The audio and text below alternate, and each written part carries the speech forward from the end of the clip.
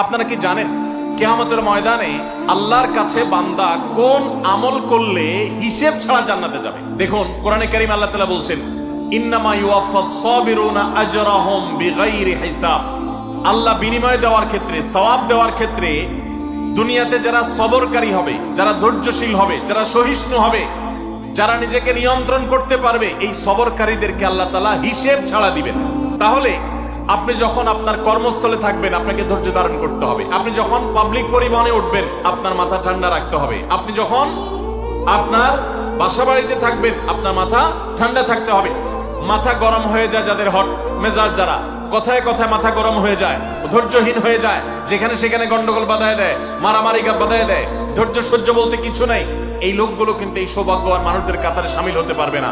ঠিক একই ভাবে দাম্পত্য জীবনে সুখী হতে হলে সবর এবং শুকর, এই দুইটা মূল মন্ত্রের কোনো বিকল্প পথ খোলা নেই। সেটা স্বামীর জন্য প্রযোজ্য, স্ত্রীর জন্য প্রযোজ্য।